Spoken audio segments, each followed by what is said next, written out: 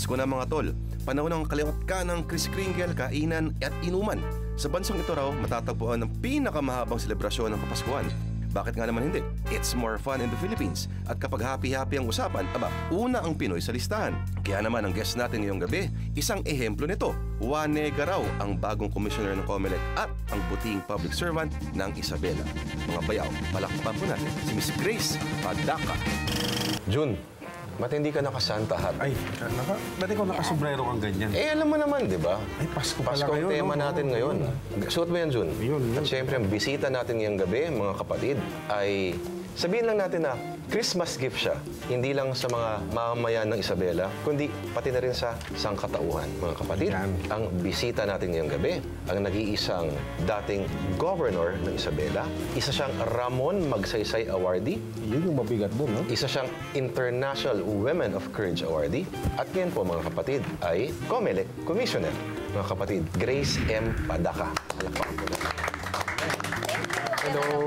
Salamat sa oras mo, Commissioner. Salamat. Kitang-kita mo naman. Hindi lang namin masyado pinaghandaan ang iyong pagdating. Christmas na Christmas. Merry Christmas po. Ayan. Unang tanong. Unang tanong, paano ba ang Pasko sa Isabela? Depende yan eh. Kung politician ka, syempre mabigat. Pero kung ordinaryong tao na lang ako, nung hindi na ako sa politics, more of times with the family na. Ilang buwan pa lang kayo, medyo umiinit ang iyong upuan sa Commission on Elections. Kamusta naman ang buhay-buhay doon? I find it very interesting, Lord, at saka Tirso. June. Na dahil hindi na lang mga taga-Isabela ang kausap ko. Recently, may dumalaw sa akin mga taga-Lanao del Norte. Meron pa ako, isa sa mga nakilala ko una, Basilan, ganyan. Na karamihan ang mga dumadalaw nag-i-express ng either problema nila or fears sa darating na 2013. Nakaka-relate ako doon. So, parang ako din, nasa lugar nila noon na na-frustrate, na nag-wonder kung paano kaya ito malulutas. But from where I am now, mayroon na akong mga nakikita sa loob ng commission na pwede namang gawin para matugunan yung mga sitwasyon na yun. Ikaw na biktima ng ilang beses ng mga medyo adverse decisions pagdating sa mga halalan, ay nakaupo sa COMELEC ngayon. Pero sa palagay mo naman ay may sapat kang kapangyarihan to implement such reforms within the COMELEC? Yes, lalo na kapag halalan, di ba? Parang ang pinaka-boss dyan, COMELEC. Kahit na PNP, AFP, parang masususpend muna yung mga powers nila na sila-sila lang. And everyone should get instructions or orders from the Commission on Elections when necessary. Kapangyarihan, well, I am one of 7 commissioners, pero nakikita ko naman na during our discussions, yung 7 yon, there is enough time and chance na bawat isa mapakinggan. Kaya sa halimbawa kung 200 kayo sa Kongreso, parang ang hirap yata nun. Itong ibang mga kasamaan mo sa commission, medyo hindi naging pabor ang kanilang mga desisyon na may kinalaman sa'yo. Kamusta ang relasyon mo sa kanila? Okay naman. I think it's simply the grace of God that I came in na parang wala yung baggage ng galit ako o kaya ay inis ako sa kanila, ganyan. Buti na lang na parang when I came in, ang pinaka-focus na ngayon, anong gagawin natin sa hinaharap? Wala nang time para balikan ang nakaraan except to learn lessons from it. Ka-division ko pa nga yung mga commissioners na dati ay naggumawa ng adverse decision against me. Pero never na Hindi naman napag-usapan sila yan. talagang mga masamang tao sa pananaw mo. At saka yung isa doon, lawyer pa. Naging lawyer pa nung... Yes, si Chairman Brillantes ay lawyer siya ng aking mga katunggali sa politika. Yan! Yay! Tapos pag pinag-uusapan namin yung mga pangalan, yung pangalan. yung ikaw kasi ang haba-haba ng pangalan mo, ganyan siya. Tapos pinag-uusapan namin ang mga nickname, nagkakatinginan kami sa isa't isa, nagngingitian na lang. Ano naman pakiramdam nung everyone was giving Pinoy flack about yung presidente mismo ang nagbayad ng bail ninyo? Tayo lang naman nag-uusap dito. Gano'n ka ba ka-close kay Pinoy? Hindi May naman. Montero Sport ka rin ba? Wala. Wala. Kaibigan kami, may Montero Sport. Talaga. After 2010 elections, syempre hindi na ako governor, so wala nang masyadong chance for us to communicate kasi wala naman akong official position. If ever man lang na nagko-communicate kami dati ay very few and far between. Yung bang halimbawa may issue on illegal logging na nababagalan ako sa ginagawa ng mga dapat gumawa, nagte-text ako sa kanya. At least direct na. Oo. Ano yung number ni Pinoy, ma'am? Bakit mo mas magulo yung nasa politika ka o ngayon nasa Comelec ka? Kasi mas malawak yung Comelec. Hindi mo pa inabot yung mga pagsasala sa mga Party list? mga quote-unquote nuisance candidates. No? After nitong Christmas, yun na yung talagang tututukan namin because there are about more than 100 disqualification cases sa mga iba't ibang kandidato. So natapos na namin yung party list, ito na ang aming pag-uusapan. Ikaw ay accounting graduate ng Lyceum Yes. at cum laude pa. Pero accounting, mag na lang Sorry, naman. Wala. Walang-wala. lang. Nung ikaw ay nag-accounting, ever ba sumagi sa isip mo na ikaw ay maging gobernador? Ay, naku, Ng isang never po. probinsya.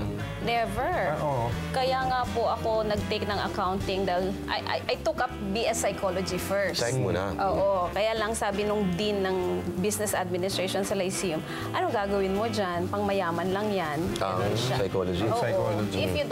If you take up medicine after.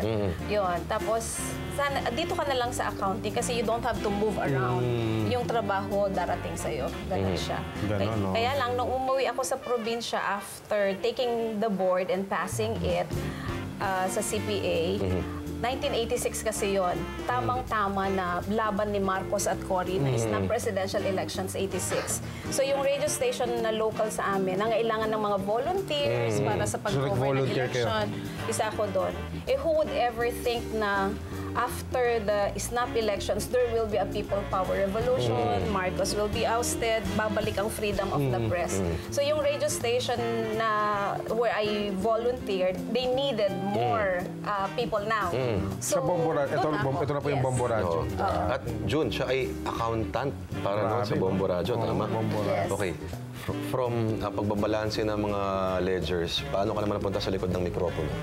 Kasi ang Umangset. table ko, ang table ko nasa harap ng boss. Di lagi silang nagbabasa. Excited na excited silang magbasa dahil nga yung dating lihim nung Marcos years, very open nang mag-discuss. Nakikipagtalakayan ako sa kanila. Sabi ng boss, hindi ka bagay dyan. Dapat mas bagay ka sa Dito. sa booth. Ganun ang nangyari. That's why yung aking pagiging CPA, naging Certified Public Announcer. Yan. Ano yung unang-unang programang naalala mo? Komentaryo ba talaga? Yes. Anong title? Sa totoo lang. Sa totoo lang. 14 years kang broadcaster, at lalong-lalo na sa mga provinces, yung mga announcers, medyo maiksi ang lifespan. Hindi ka ba nagugulat kung bakit buhay ka pa? Hindi naman. Alam niyo kung bakit? I think yung aking physical disability became my protection. Yung nung uso pa ang Kudeta, si Aguinaldo. Kagaya, oo. Taga-probinsya ng Cagayan yon. Ay, tama. Diba? Alam nila binabatikos namin yung coup attempts because it was a violent attempt to overthrow the government. Hindi tama yon. Then meron daw siyang mga kakampi na parang nagalit. Sino ba yung salita na yan? And when they found out na I'm physically handicapped, parang kung naman siguro kung papatulan pa Mga nila dalawang isip. ako. Pero kung kamukha ni John yan, wala. Mga 2 buwan lang yan. Hindi ka makakuha ng iPhone 5 doon sa mukha ko.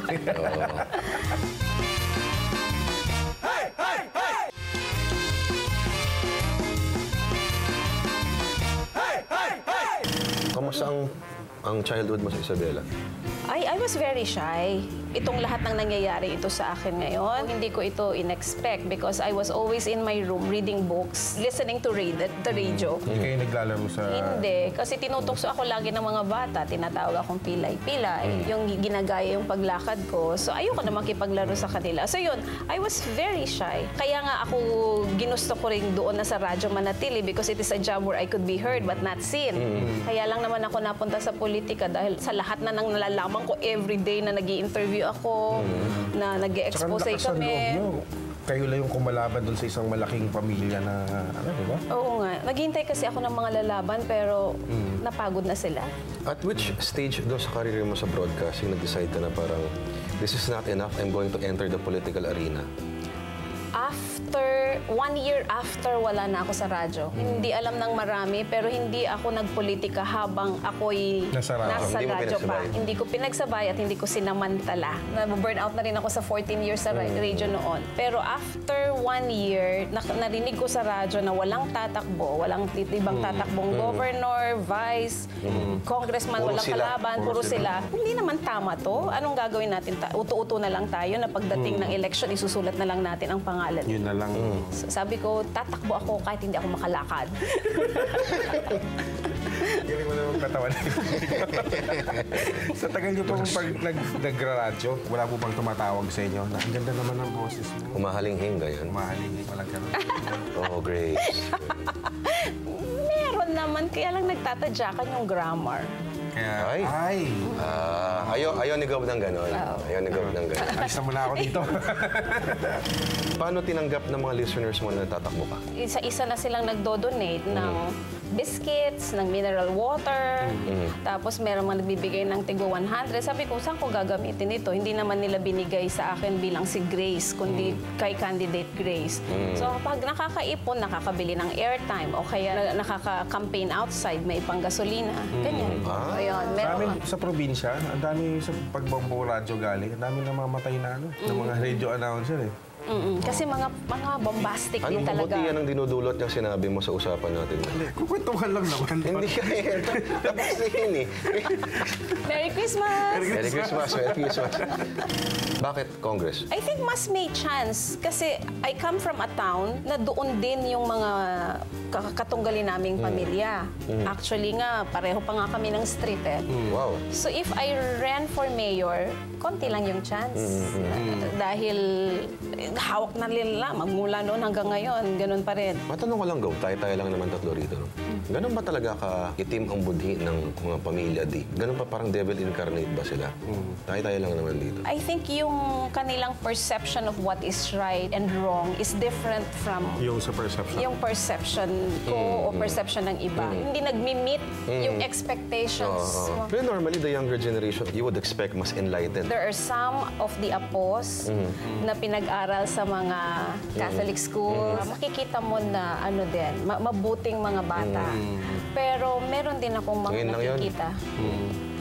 Hindi rin. Friends ko na nga yung isa. Okay. Parang may ngiti ka, maganda yung ano. Yes, kasi Yung friends ko na kung isa. mananalo din lang sila lagi, then ang manalo na lang yung mabait, yung matino. And Yung matino sa kanila. Oo. Nakailang terms ka rin, Gob, ano? Nung finally, itong huling medyo, ayokong sabihin pagkatalo kasi alam naman natin kung paano yung mga dynamics sa mga ganyan. No? True. At narinig pa kita on national radio, Gob, umiiyak ka. Ayun. At umiiyak din nag-interview sa'yo. Narinig ko yun, si Ted Filon, umiiyak ko. Ang haba-haba ng interview nila. Grabe. Parang isang oras sila nagkikwentuhan. Parang pakinggan pala yun ni Lloyd. Parang gusto kong sabihin, may nakikinig po sa inyo. Parang dalawa na lang kami Dalawa lang kayo nag-uusap. nag-uusap. Oo, parang gano'n. Ang margin lang noon, Gob, ay ilang libong boto lamang. 3,000, which is 3,000. less than 1%. Pero ilan doon ang Salamanca, ang magic?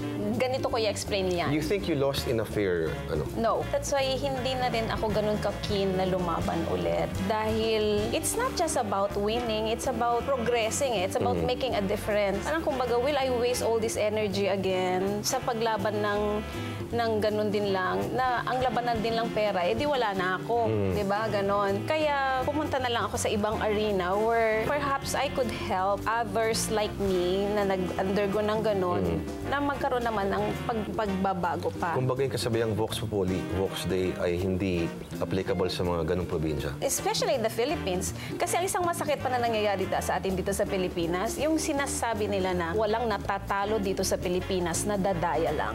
I think that's one of the most cruel statements that can be said. Cruel about but it. true. Kasi yung bang parang basta na lang sinabi mong nadaya ka, parang sasabihin na lang nilang sore loser ka. Talaga namang nadaya ka yun. Buti sana kung nasa Amerika tayo, sa ibang bansa, na talagang walang mandarayang masyado doon, na kapag natalo ka talaga. So yung anti-dynasty bill is, Dami talagang madadaya. you're obviously for the bill. Oo, kasi lumalala na eh. Dati hinihintay nung mayor na yung 3 terms, di ba, naka 9 years na siya. So, hindi na siya pwede sa susunod. Dati, so ilalagay niya muna yung anak niya o yung nanay niya dyan, tapos after 3 years siya ulit. Correct. Ngayon, hindi na. gagawin niyang mayor yung asawa niya, vice mayor siya. Wala nang hintayan. Wala na, oh. Para sa'yo, bilang governor, ay yung pinaka-harsh na desisyon na ginawa mo? To go against my own political allies. Yes. Na hindi porke alay ka sa politika, lahat ng gagawin mo ay magbe-benefit sa kanila na hindi mo naiisipin yung pangkalahatan. At saka, hindi rin ibig sabihin na hindi mo na at all papansinin yung mga kalaban nyo. Sige, magkakalaban nga kayo paghalalan, pero pag nasa posisyon ka na, gobernador ka na o mayor ka na ng lahat. Kaya, yun ang isang bagay na masakit man sa akin sometimes noon that I'd have to not say yes to some of the things na hinihiling sa akin ng aking mga political allies. Well, the most important ones, I am proud of them kasi naiintindihan nila ako. Yan. So, mas napapagaan yung sitwasyon. When you received the Ramon Magsaysay Award, which is the Asian equivalent of the Nobel Prize, did you feel that was a validation of whatever your crusade was? Parang hindi ko talaga siya inakala eh. Parang these are the things that I did not even dare dream of. Eh, wedding. Magkano kinita nyo sa wedding nung panahon ninyo? Wala po. Joke lang. Oo. Kasi sabi nila 3 million pesos daw a month. A month? For a size like Isabella's. O di naka Ay, 6 mababa years yun. ago. Oo nga, 10 Mababa million lang yung yun. nasa balita lately, no? Wala eh. Wala din namang lumapit sa akin because pag lumapit sila sa akin, bigla silang ma-expose. At saka i-expose ko sila. Papakulong mo kagad sila. Oo. Nung una akong in-interview dito, sabi ko, sa wedding, tumatanggap ang mga mayor at saka mga chief of police. Biglang na-headline sa Inquirer. Nagtaka ako, bakit siya banner headline? Eh, it's the Common. most normal and common Yes. knowledge. Pero hindi, naiba pala because it was a governor saying it. Namimiss siya bang broadcasting ko?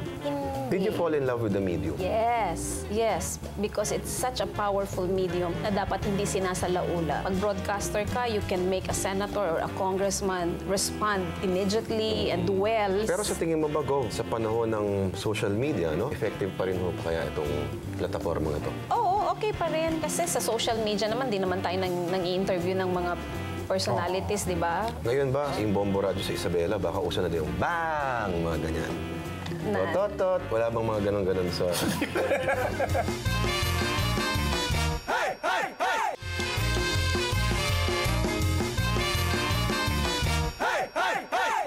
Gov, kayo ay isa sa mga champions ng Kaya Natin, ano? Nung sinalbahe ni Senadora Santiago itong si Harvey Case, sa mga kasama niyo sa Kaya Natin, medyo may personal pang pang-insulto tungkol sa grupo. Nung sinasabi kasi yon, parang lumabas sa isip ko yung instances na nagpunta kami sa mga probinsya. Ang hirap-hirap kasing ibenta yung issue ng good governance sa mga bata, di ba? Ang hirap nang kunin ang attention nila. Tapos good governance is not even a sexy topic. Ganyan. Pero tinitiis namin para i-explain sa kanila and then i-dismiss lang kami ng gano'n na kung ano-anong pakulo meron kayo. Parang na-reduce lang to pakulo pala yung ginagawa. Nasaktan naman ako doon. Pero, Gov, nabawi yan nung medyo morbid sabihin, ano? Pero nung pumanaw si Secretary Robredo, what gives you hope? Bakit hindi ka pa rin skeptical despite yung pinagdaanan mo? If I were in your shoes, ako, mamumundok na lang ako. Hindi siguro sa mga bundok ni Isabela, pero Kabilang bundok ng Isabela. Pwede. yung magandang plantasyon, yun, no? sariwa mga vegetables. Ayun, Ikaw, no. Because you know, mas maraming matinong Pilipino kesa sa salbahe. Pupusta ako dyan anytime. Meron lang mga pumapapel-papel dyan ng mga politiko. Gaya po nino, tayo-tayo lang naman. Ayun, Ha? sa pangalan. Sige na, Gov, tayo-tayo lang Ikaw naman. naman. Commissioner na nga ako. Ayun, Baka batikusin ako. Sino pinaka naging ka-close mo sa COMELEC na yun? Mabait sa akin si Commissioner Sarmiento. When I ask him sa text, Sir, pwede ba ang ganito? Mamaya nasa office ko na siya. At pupunta na siya mismo to explain things to me. Sir James. Sir James, hindi ba kami masyadong nagkakausap? Ayaw mo ba siya sabihan na mag-ahit? Tsaka mag-diet. Easy, boy! Ako, okay Walang pa pala. ganon. Walang ganon. Paano ka nagre-relax? Dati, jigsaw puzzles. Jigsaw puzzles? Yes. Grabe naman. I was... Paano ka nare-relax yun? Ako nasa-stress. Pag hindi ko na, isang kulang, nakikipag-away na ako bigla eh. Oo, maganda yon yung pag nabubuo-buo mo na, mga 500, 1,000 pieces. Ano yung pinakamalaking puzzle na nabuo mo? Yung Sistine Chapel, puro puwit. Puro puwet? Ay, oo. Oo nga, di ba? Mga angel, mga ganyan-ganyan. Gano'n mo katagal binuo yun? Go. Months din yon kasi ginagawa ko nung governor pa ako dahil masyadong stressful. Every time I wake up, I go to my prayer room. So kung hindi ako nagbabasa o nagdadasal, doon ko na rin nilagay yung aking jigsaw puzzle. Nakakapuyat yan, 30 minutes lang, ganon. Pabuo-buo na yan. Ngayon may binubuo kayong jigsaw ngayon. Yes, kaya lang sa iPad na. Iba ba? Okay lang, kasi anytime, kahit Iba naman. kasi may karton eh. Ngayon may mga karton eh. Yes. Pagbukas, no? Oo. At saka I give it as gifts. Ang jigsaw? Yes. Oo. So, Ako, tight cash lang okay na to. Naging accountant ka pala ni Enrique Sobel. Tayo-tayo lang naman. Gano'ng karami pera niya? baka ang binilang ko. Oo, sa Seryoso? asyenda. Sa asyenda niya sa Calatagan, Batangas. Ay, sarap. Baka, no? Oo, baka. Buti hindi kayo nakatulog. Kasi iba, sheep yung binibilang. Huwag na natin siya pansinin, Gov. Tayong dalawa na lang mag-usap. Sorry, ang lalim mo, hindi ko pa magets. Nakainom ka ba? Tayo-tayo lang, ha? Ano ang comfort food mo, Gov? Ice candy. Ay, Talaga? Ice candy. May masarap pa ice candy sa may Comelec? Meron doon? Hindi, kami gumagawa ako mismo para sugar-free, fat-free. kung may isang electoral complaint, ice candy lang pala katapat Oo mo. nga. Totoo, alam nyo, when I was in radio, ang comfort food ko noon, chocolate. Pero in all my 14 years in radio, hindi ako maka-adlib na gusto ko yon. Kasi alam ko na pag sinabi ko Hindi yon, magdadala yun talaga. na yun. Oo. Wow. And I'm telling you now, hindi na jigsaw puzzle ngayon ang aking, ang aking favorite. Para walang magregalo sa akin ng jigsaw puzzle. Okay lang, barat naman Mahilig ka yan, na Gov. sa aso ngayon, Gov, di ba? Mahilig ka sa aso. Yes. Ano yung aso mo, Gov? Shih Tzu, katulad na Ay, oo. Bumabaho ba yung shih tzu mo, Gov? Ay, kung 2 weeks ba naman hindi paliguan like yours. Hindi, yan. Pag problema sa tenga yun, eh. Ganon. Tanda na kasi. Totoo. May aso lang yung bahay niya, Gov. Tayong dalawa mag-usap, Gov. Oo, huwag natin siya kausapin. Di ba nag-tweet ka, sabi mo, kung mangarap ka't magising, At katabi mo ay shih tzu mabaho. Ayun. Ilang taon na yung shih tzu mo, Gov? 4 years. Ah, matagal pa yan. Ano pangalan niya? Phantom. Phantom. Hulaan ko kasi may ganyan, may tagpi. Hindi. Kasi napanood ko yung Phantom of the Opera sa Broadway. Typical routine mo sa isang araw. Office, maaga kailangan pumunta sa office kasi ang layo. Anong oras ka gumigising? Saan pa kayo magagaling? 6:30. 6:30? Secret. Ay, sorry.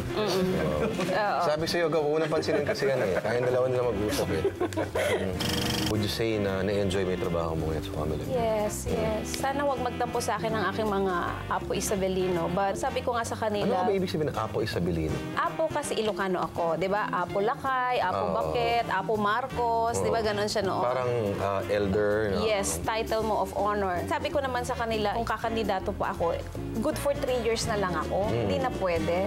So, there'll come a point talaga na hindi na rin ako pwede. At hindi naman pwedeng grace lang lagi ang lalaban. Bakit hindi ka tumuloy sa pagkasenador? Habang lumalalim yung preparations, lalong nakakatakot dahil sabi nila, magkano ba ang commercial sa TV? Eh, naku, buong kabuhayan na yon, di ba? Hindi ba pwedeng Anong ilibre laban? sa'yo ng LP yun, Gov? Eh, ang dami din nilang kandidato eh. Para sa inyo, Gov, sino yung pinakagwapong personality sa politika para sa inyo? Ano naman? Tsaka kung meron, syempre hindi ko sasabihin. Ibang field na lang, Lord. Ibang field. Oo. Sino pinakagwapong askal para sa'yo? Ako po, hindi ako marunong sa askal-askal. Hindi. At saka hindi naman sila Pinoy masyado lahat. So, gusto mo talaga Pinoy? Hindi ko naman. Gusto mo yung mga mukhang maglulupa talaga? ganun? Ganito. Mukhang You're a fan of sinong artista? Si Piolo, si Lloyd. Anong binabasa niyong aklat ngayon, Gov? Aside sa This is the Crazy Planet. Yan! Oo. nagkamali May video kayo. insert yan, ha? Video insert dapat. Alam mo, yan. nagkamali kayo ng bili doon eh. Bakit? Sabi siyo, Gov, dito ka na tumarap eh. Wala tayong mapapala dyan. Marami na kayong naging laban. Ano pa naman ang laban ng puso? Yun. Laging talo. Oh? Laging talo. May gusto mo ba kayong gawin, Gov, na hindi nyo pa nagagawa? Yun, yung sana makatulong ako talaga na maayos yung sistema ng elections because it's the key to good governance eh.